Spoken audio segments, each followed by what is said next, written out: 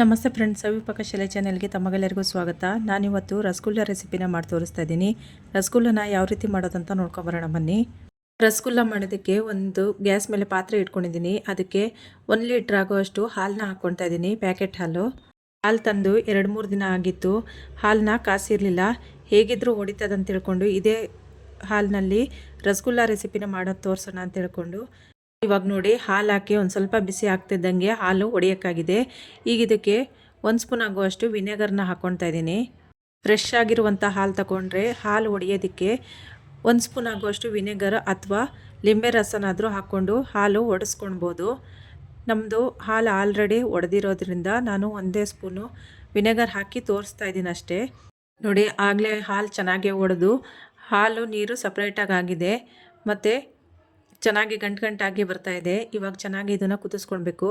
ಅವಾಗವಾಗ ಇದನ್ನು ಕಲಿಸ್ತಾ ಇರಬಾರ್ದು. ಕಲಿಸ್ತಾ ಇದ್ದರೆ ಒಡೆದೋಗುತ್ತೆ ಮತ್ತು ಪನ್ನೀರ್ ಚೆನ್ನಾಗಿ ಬರೋದಿಲ್ಲ. ನೋಡಿ ಈ ರೀತಿಯಾಗಿ ಗಂಟಾಗಿ ಬಂದರೆ ಚೆನ್ನಾಗಾಗುತ್ತೆ. ನೋಡಿ ಜಾಸ್ತಿ ಕಲಿಸ್ತಾ ಇಲ್ಲ, ನಾನು ಮೇಲ್ಮೇಲಿಂದ ಮಾತ್ರ ತೋರಿಸ್ತಾ ಇದ್ದೀನಿ ನಿಮಗೆ. ಇದಾಗಿದೆ. ಇದನ್ನು ಕಂಪ್ಲೀಟಾಗಿ ತಣ್ಣಗಾಕೋಕ್ಕೆ ಬಿಟ್ಬಿಟ್ಟು ಒಂದು 10 ನಿಮಿಷಗಳ ಕಾಲ ನಂತರ ಇದನ್ನು ನೋಡಿ ಸೋಸ್ಕೊಳ್ತಾ ಇದ್ದೀನಿ. ಕೆಳಗಡೆ ಜಾಲರಿ ಇಟ್ಕೊಂಡು ಅದ್ರ ಮೇಲೆ ಒಂದು ಕಾಟನ್ ಬಟ್ಟೆನ ಇಟ್ಕೊಂಡಿದ್ದೀನಿ. ಆ ಬಟ್ಟೆ ಮೇಲ್ಗಡೆ ನಾವು ಒಡ್ಕೊಂಡಿರುವಂಥ ಹಾಲನ್ನ ಹಾಕ್ಕೊಳ್ತಾ ಇದ್ದೀನಿ. ನೋಡಿ 1 ಲೀಟ್ರಲ್ಲಿ ಇಷ್ಟು ಪನ್ನೀರ್ ಆಗಿದೆ. ನನಗೆ ಒಂದು ಉಂಡೆ ಆಗೋಷ್ಟು ಸಿಗುತ್ತೆ, ಸಾಕಷ್ಟಾದರೆ. ನಿಮಗಿನ್ನೂ ಜಾಸ್ತಿ ಬೇಕು ಅಂತ ಹೇಳಿದ್ರೆ, ನಿಮ್ಮ ಮನೇಲಿ ಜಾಸ್ತಿ ಜನ ಇದ್ದರೆ ಹಾಲು 2 ಲೀಟ್ರ್ ಅಥವಾ 3 ಲೀಟ್ರ್ ಹಾಕ್ಕೊಂಡಾದರೂ ಮಾಡ್ಕೊಬೋದು. ನಾನಿಲ್ಲಿ 1 ಲೀಟ್ರ್ ಹಾಲಿಂದ ಮಾತ್ರ ಹಾಕಿ ತೋರಿಸ್ತಾ ಇರೋದು.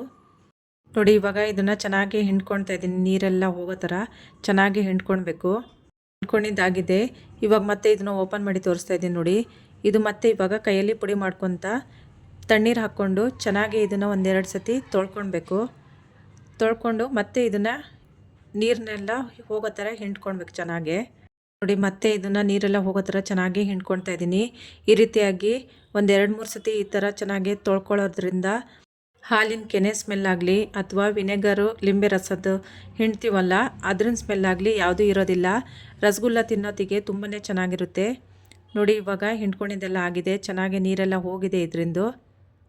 ನೋಡಿ ಪುಡಿ ಮಾಡಿ ತೋರಿಸ್ತಾ ಇದ್ದೀನಿ ಎಷ್ಟು ಚೆನ್ನಾಗಾಗಿದೆ ಅಂತ ತಿಳ್ಕೊಂಡು. ಇವಾಗ ಇದನ್ನು ಒಂದು ಪ್ಲೇಟಿಗೆ ಹಾಕ್ಕೊಳ್ತಾ ಇದ್ದೀನಿ. ಪ್ಲೇಟಿಗೆ ಹಾಕ್ಕೊಂಡು ಚೆನ್ನಾಗಿ ಇದನ್ನು ಕೈಯಲ್ಲಿ ಹಸ್ತದಲ್ಲಿ ನಾದ್ಕೊಳ್ಬೇಕು. ಇವಾಗ ಹಾಕಿದ ತಕ್ಷಣ ನಾದಕ್ಕೆ ಹೋಗೋದು ಬೇಡ. ಫಸ್ಟ್ ಇದನ್ನು ಕೈಯಲ್ಲಿ ಪುಡಿ ಮಾಡ್ಕೊಳ್ಬೇಕು. ನೋಡಿ ಈ ರೀತಿಯಾಗಿ ಎಲ್ಲವನ್ನೂ ಪುಡಿ ಮಾಡ್ಕೊಳ್ಬೇಕು. ನಂತರ ಇದನ್ನು ಚೆನ್ನಾಗಿ ಕೈಯಲ್ಲಿ ನಾದ್ಕೊಳ್ತಾ ಚೆನ್ನಾಗಿ ಇದನ್ನು ನೋಡಿ ಈ ರೀತಿಯಾಗಿ ಕೈಯಲ್ಲಿ ಹಸ್ತದಲ್ಲಿ ನಾದ್ಕೊಳ್ತಾ ಇರಬೇಕು. ಒಂದು 15-20 ನಿಮಿಷಗಳ ಕಾಲನಾದರೂ ಚೆನ್ನಾಗಿ ಇದನ್ನು ನಾದ್ಕೊಳ್ಬೇಕು. ನಾವು ಹಿಟ್ಟು ಯಾವ ಥರ ನಾದ್ಕೊಳ್ತೀವೋ ಅದೇ ಥರನೇ ನಾದ್ಕೊಳ್ಬೇಕು. ಆವಾಗ ಇದು ಚೆನ್ನಾಗಿ ಉಂಡೆ ಥರ ಬರುತ್ತೆ. ನೋಡಿ ಇವಾಗ ಆಗಿದೆ, ಇದು ತೋರಿಸ್ತಾ ಇದ್ದೀನಿ. ನೋಡಿ ಕೈಗೆ ಎಣ್ಣೆ ಥರ ಆಗ್ತಾಯಿದೆ ಅಂತ ಹೇಳಿದರೆ ಇದು ಆಗಿದೆ ಅಂತ ತಿಳ್ಕೊಂಡು ಅರ್ಥ. ಇವಾಗ ನೋಡಿ ಚಿಕ್ಕದಾಗಿ ಉಂಡೆ ಕಟ್ಕೊಳ್ತಾ ಇದ್ದೀನಿ. ಜಾಸ್ತಿ ದಪ್ಪ ಉಂಡೆ ಕಟ್ಕೊಳಕ್ಕೆ ಹೋಗ್ಬಿಡಿ. ಚಿಕ್ಕದಾಗಿ ಉಂಡೆ ಕಟ್ಕೊಂಡ್ರೆ ಸಾಕಾಗುತ್ತೆ. ಕಟ್ಕೊಂಡಿರುವಂಥ ಉಂಡೆಗಳು ನಾವು ಸಕ್ಕರೆ ಪಾಕದಲ್ಲಿ ಬಿಟ್ಟಿದಾಗ ಅದರ ಸೈಜು ಡಬಲ್ ಆಗುತ್ತೆ.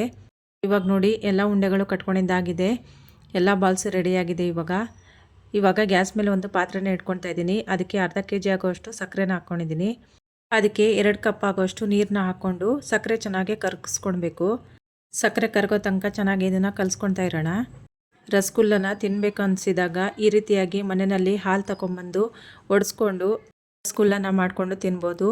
ಆವಾಗ ಮಕ್ಕಳಿಂದ ಹಿಡಿದು ದೊಡ್ಡವ್ರ ತನಕನೂ ಇಷ್ಟಪಟ್ಟು ತಿಂತಾರೆ. ಹೊರಗಡೆ ಹೋಗಿ ತಿನ್ನೋದಕ್ಕಿಂತನೂ ಮನೆಯಲ್ಲಿ ಈ ರೀತಿಯಾಗಿ ಮಾಡ್ಕೊಂಡು ತಿನ್ನೋದ್ರಿಂದ ಆರೋಗ್ಯಕ್ಕೂ ಒಳ್ಳೆಯದು.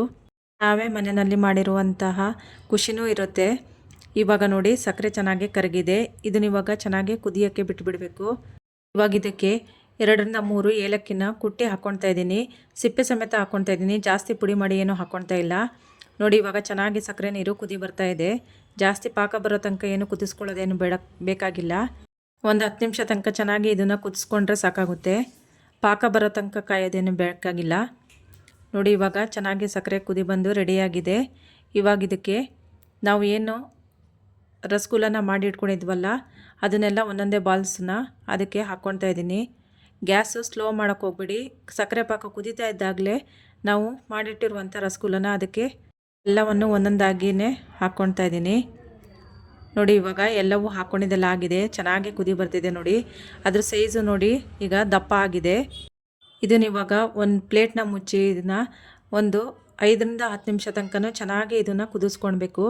ಇದು ಇವಾಗ ಕುದಿಸ್ಕೊಂಡಿದ್ದೆಲ್ಲ ಆಗಿದೆ. ಪ್ಲೇಟ್ ಓಪನ್ ಮಾಡಿ ತೋರಿಸ್ತಾ ಇದ್ದೀನಿ ನೋಡಿ. ಗ್ಯಾಸ್ನ ಆಫ್ ಮಾಡ್ಕೊಂಡಿದ್ದೀನಿ ನಾನು. ಇದನ್ನು ಒಂದು ಕಪ್ಪಿಗೆ ಹಾಕ್ಕೊಂಡು ತೋರಿಸ್ತಾ ಇದ್ದೀನಿ ನೋಡಿ. ಎಷ್ಟು ಚೆನ್ನಾಗಿ ರಸಗುಲ್ಲ ರೆಡಿಯಾಗಿದೆ ಅಂತ ಹೇಳ್ಕೊಂಡು ಒಂದು ಓಪನ್ ಮಾಡಿ ತೋರಿಸ್ತಾ ಇದ್ದೀನಿ ನೋಡಿ. ಒಂದು ರಸಗುಲ್ಲನ ಹಿಂಡಿ ತೋರಿಸ್ತಾ ಇದ್ದೀನಿ ನೋಡಿ. ಸಕ್ಕರೆ ಪಾಕ ಎಷ್ಟು ಚೆನ್ನಾಗಿ ಹೀರ್ಕೊಂಡಿದೆ ಅಂತ ಹೇಳ್ಕೊಂಡು ಒಂದು ರಸಗುಲ್ಲನ ಒಡೆದು ತೋರಿಸ್ತಾ ಇದ್ದೀನಿ ನೋಡಿ. ಎಷ್ಟು ಚೆನ್ನಾಗಿ ಸ್ಮೂತಾಗಿ ಬಂದಿದೆ ಅಂತ ಹೇಳ್ಕೊಂಡು ಈ ರೀತಿಯಾದಂಥ ರಸಗುಲ್ಲನ ನೀವು ನಿಮ್ಮ ಮನೇಲಿ ಒಂದ್ಸರಿ ಟ್ರೈ ಮಾಡಿ ನೋಡಿ ಫ್ರೆಂಡ್ಸ್. ಇಷ್ಟ ಆದರೆ ಲೈಕ್ ಮಾಡಿ, ಶೇರ್ ಮಾಡಿ, ಸಬ್ಸ್ಕ್ರೈಬ್ ಮಾಡಿ friends. Thank you for watching.